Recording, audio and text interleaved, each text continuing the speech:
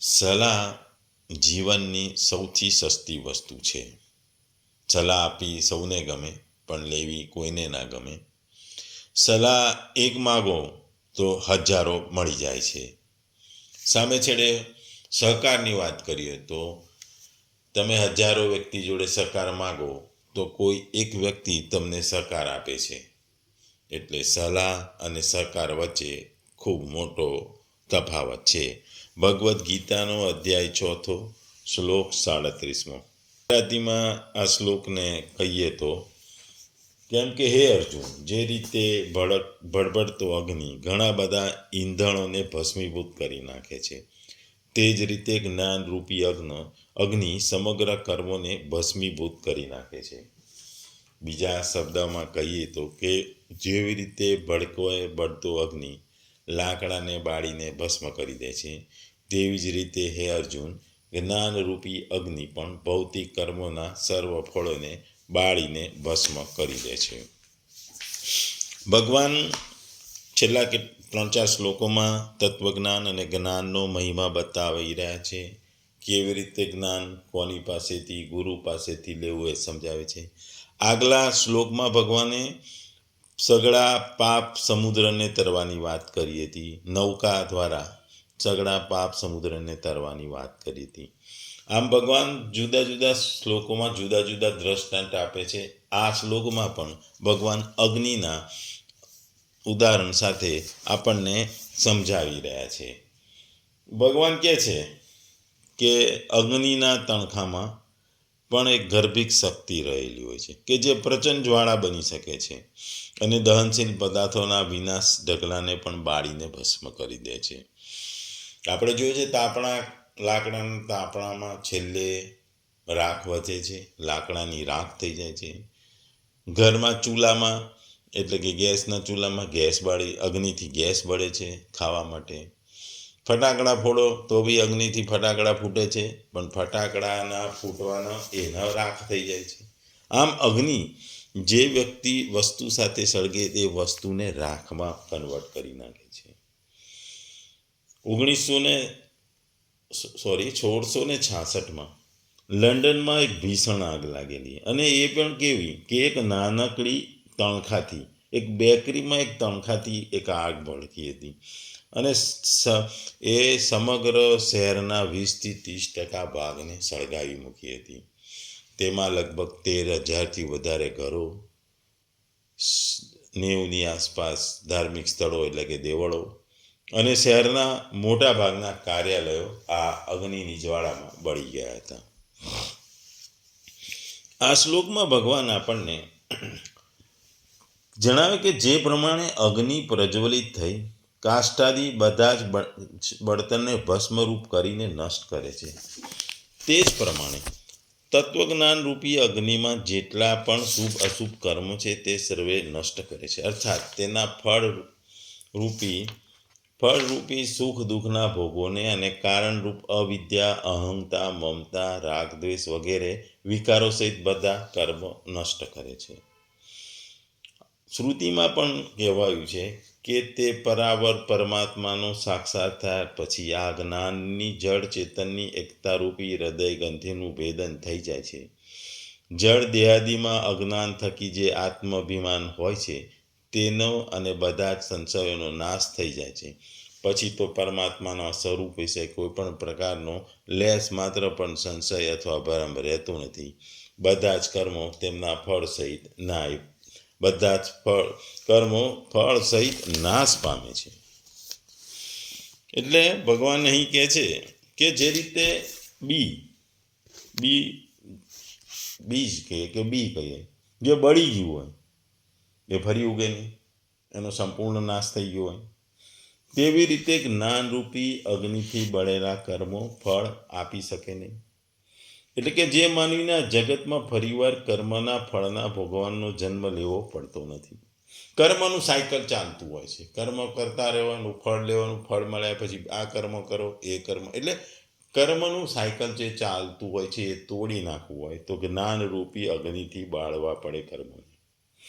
એટલે જ માનવી જે આ જગતમાં ફરીવાર કર્મના ફળમાં ભોગવવા જન્મ લેવો પડે નહીં, એના માટે જ્ઞાનની જરૂર છે. આને જ્ઞાનથી બાળી દેવાય છે. આને કર્મોને ભસ્મસાત કરવા કહેવાય છે. કર્મો જ્ઞાનરૂપી અગ્નિથી બળેલા હોવાથી તેમની શક્તિ ગુમાવે છે. જ્યારે જ્ઞાનરૂપી અગ્નિ પ્રગટે છે ત્યારે બધા જ કર્મો તેમના કર્મના ફળ સાથે ભસ્મ થઈ જાય છે. જેવી રીતે અગ્નિથી ઈંધણ બને છે ત્યારે જ્યારે બળે છે ત્યારે કર્તૃત્વ ભાવના અને કર્મના ફળની આશા હોતી નથી. ત્યારે કર્મ એ બિલકુલ કર્મ રહેતું નથી. તે તેની શક્તિ ગુમાવે છે. જે પ્રારબ્ધ કર્મો શરીરને અસ્તિત્વમાં આણ્યું છે અને જેના ફળ આ વાત શરૂ થઈ ચૂકે છે તે સિવાયના બધા કર્મોને જ્ઞાનાગ્નિથી બાળી નાખે છે.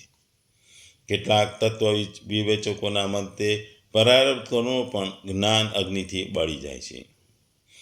શંકરાચાર્યએ કહ્યું હતું કે જ્યારે બ્રહ્મની પ્રાપ્તિ થાય છે ત્યારે તેમના કર્મનો નાશ થાય છે. એ કથનમાં પ્રારબ્ધ કર્મનો પણ સમાવેશ કરવા માટે વેદ હેતુપૂર્વક કર્મો એ શબ્દ બહુવચનમાં વાપરે છે. કર્મોના 3 મુખ્ય પ્રકાર છે. એક પ્રારબ્ધ, જેમનાથી જન્મનું નિર્માણ થયું છે તેટલા ભૂતકાળના કર્મો. 2 સંચિત, એકઠા થયેલા કર્મોના કોઠારૂપ એવા ભવિષ્યના જન્મ ઉત્પન્ન કરેવા ભૂતકાળમાં કરેલા કર્મોના અવશેષ. અને ક્રિયામણ એટલે કે આ જીવનમાં થતા કર્મો જે જ્ઞાનથી માત્ર બીજા અને ત્રીજા પ્રકારના કર્મોનો નાશ થતો હોય અને તેની સાથે પહેલા પ્રકારનો નહીં તો દ્વિવચન વાપર્યું હોત કે નહીં બહુવચન. ટૂંકમાં ભગવાન કહે છે કે જેવી રીતે અગ્નિ કાષ્ઠને ભસ્મ કરી દે છે તેવી જ રીતે તત્વ જ્ઞાનરૂપી અગ્નિ સંચિત, પ્રારબ્ધ અને ક્રિયામણ આ 3 કર્મોને ભસ્મ કરી દે છે. જેવી રીતે અગ્નિમાં કાંસનો અત્યંત અભાવ થઈ જાય છે તેવી જ રીતે તત્વજ્ઞાનમાં સઘળા કર્મોનો અત્યંત અભાવ થઈ જાય છે. તાત્પર્ય એ છે કે જ્ઞાન તથા કર્મો સાથે અથવા સંસાર સાથે સર્વથા સંબંધનો વિચ્છેદ થઈ જાય છે.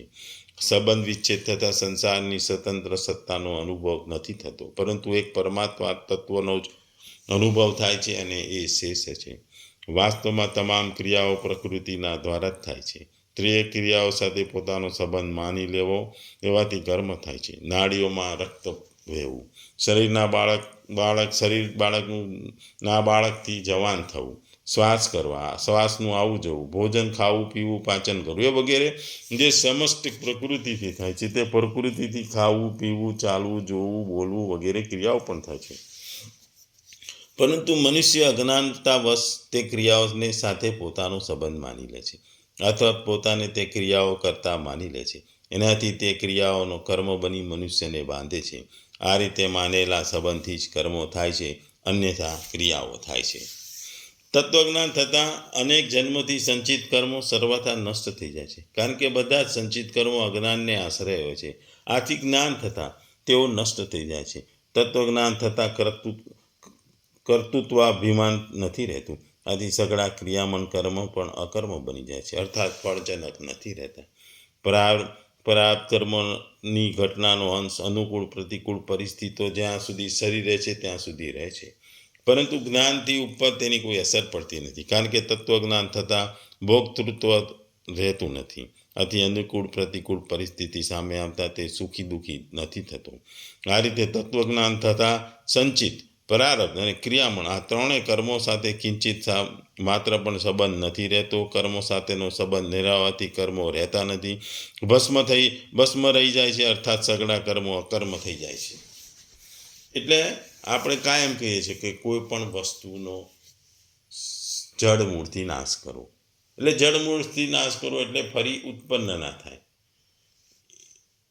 ખેતરમાં જ્યારે અનાજ વાવવાનું હોય ત્યારે જે નકામી વનસ્પતિઓ હોય એને સળગાવીને એને જમીનમાંથી સંપૂર્ણ નાશ કરવો પડે છે, જડમૂળથી નાશ કરવો પડે છે, કે જ્યારે ભવિષ્યમાં ફરી કોઈ પાક લો તો આ નકામી વનસ્પતિ ઉગે નહીં. એ રીતે બી જીવનમાં કર્મોનો જે સાયકલ છે, કર્મોનો જે સંગ્રહ છે, કર્મોને નાશ કરવા માટે અગ્નિની જરૂર છે. એ અગ્નિ એટલે જ્ઞાન છે.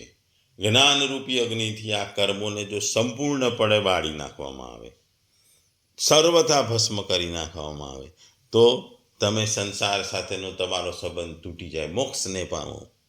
તમે કર્મો સાથે કોઈ સંબંધ ના રહે. એટલે ભગવાન કર્મોમાં અને જ્ઞાન એ બેમાં અહીં જ્ઞાનની વાતો કરી રહ્યા છે. જ્ઞાનથી કર્મોને બાળવાની વાત કરે છે. જ્ઞાનનું જીવનમાં હંમેશા મહત્ત્વ હોય છે. જ્ઞાન રાજાઓ અને ગુરુઓ પાસે તો બહુ જ હતું. ઘણા રાજાઓ ખૂબ જ જ્ઞાની હતા, ગુરુઓ પણ જ્ઞાની હતા. ગુરુ અને રાજા જ્યારે ભેગા થતા ત્યારે જ્ઞાનની ચર્ચા થતી હતી. આવી એક વાર્તા છે. એક રાજા જ્યારે શાસન કરતો હોય છે ત્યાં એક સાધુ આવે છે. સાધુને મહેલની બહાર રોકવામાં આવે છે. ત્યારે સાધુ કે હું રાજાનો ભાઈ છું, હું એમને મળવા માગું છું. એટલે સૈનિક જે દરવાન હોય છે એ સાધુને રાજા પાસે લઈ જાય છે. બે વચ્ચે વાતો થાય છે અને સાધુ કહે છે કે રાજા, મારો મહેલ જર્જરિત થઈ ગયો છે, જૂનો થઈ ગયો છે.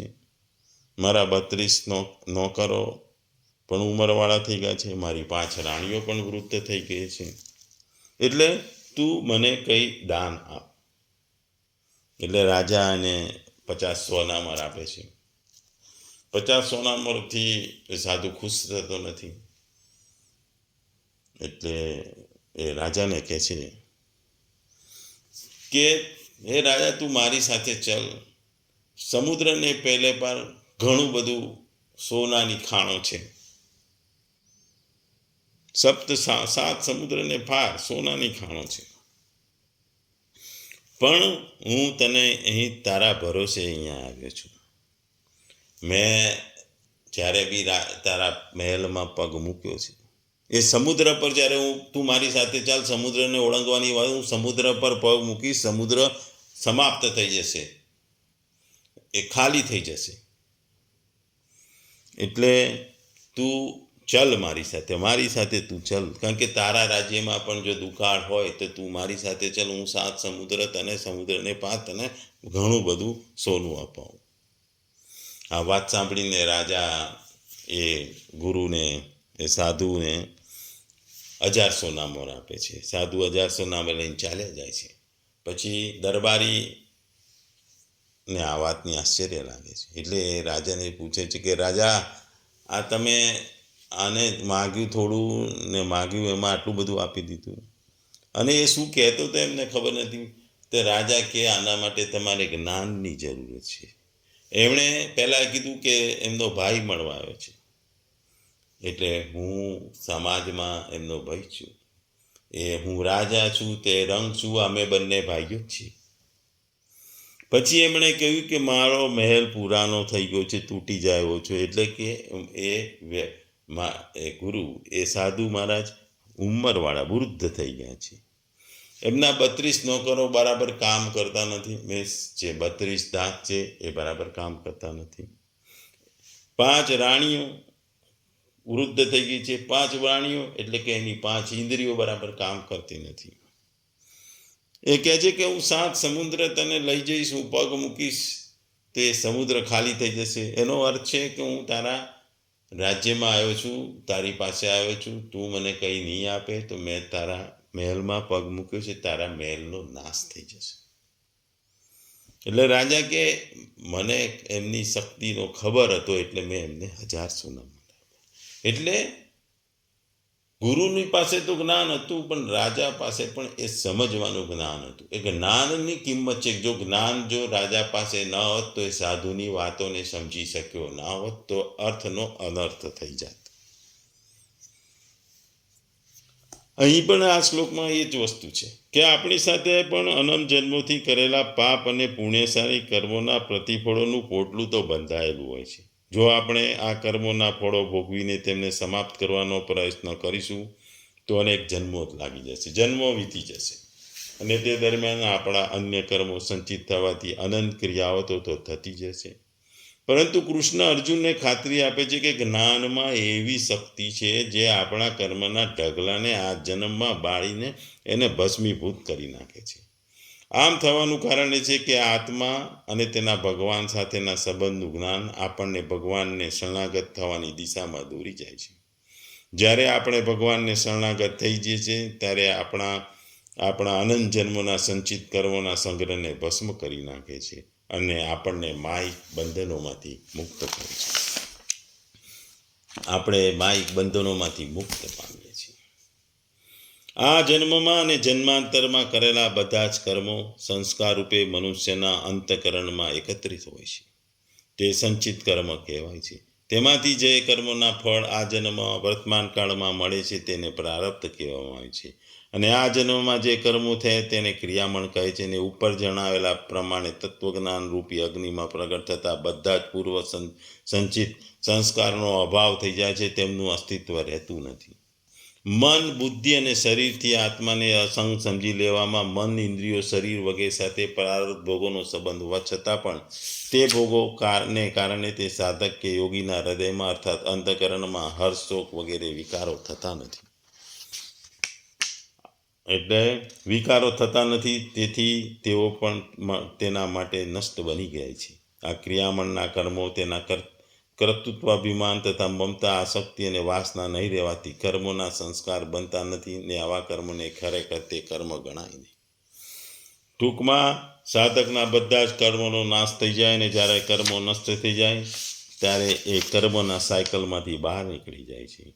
સંચિત સંસ્કારોના અભાવમાં આવા સાધકમાં રાગ, દ્વેષ, હર્ષોક વગેરે વૃત્તિઓ પણ ના ઉદ્ભવે.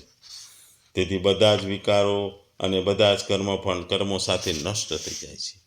આ કર્મો નષ્ટ થતાં માનવી એ બધાથી દૂર થાય છે, એ ભગવાનને પામે છે, એ મોક્ષને પામે છે. એ જ આ શ્લોકનું મહત્વ છે.